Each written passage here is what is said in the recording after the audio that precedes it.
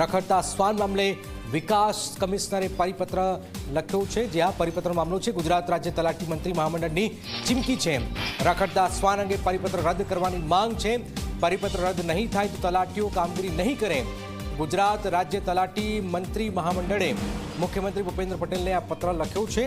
આપને જણાવી દઈએ કે હવે જે રખડતા જે શ્વાન જે છે એ રખડતા શ્વાન જે છે એ ક્યાં રહે છે તે જગ્યાઓ શોધશે તલાટીઓ। ત્યાર પછી આક્રોશ જોવા મળ્યો છે તલાટીઓને। હિતલ અમારી સાથે જોડાય છે। હિતલ, તલાટી પણ હવે વિરોધ કરી રહ્યા છે, આખું મંડળ વિરોધ કરી રહ્યું છે કે ભાઈ અમે રખડતા કૂતરાઓ અહીંયા શોધવા નથી આવ્યા।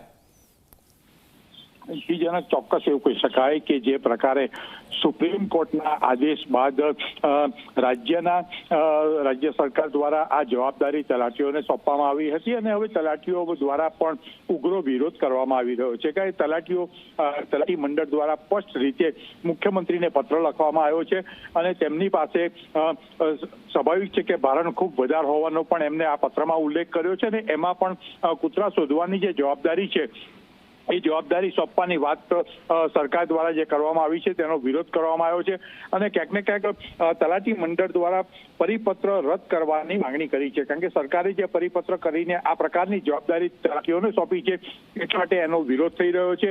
એક તરફ રાજ્ય સરકાર સુપ્રીમ કોર્ટના કારણે મુશ્કેલીમાં છે અને એ તરફ બીજી તરફ જોવા જઈએ તો હવે તલાટી મંડળ દ્વારા પણ એનો વિરોધ કરવામાં આવ્યો છે। જી જનક। બિલકુલ બિલકુલ આભાર હિતલ। તો આપ જોઈ રહ્યા છો કે તલાટી મંત્રી મંડળે ચીમકી આપી છે કે આ પરિપત્ર રદ કરવામાં આવે।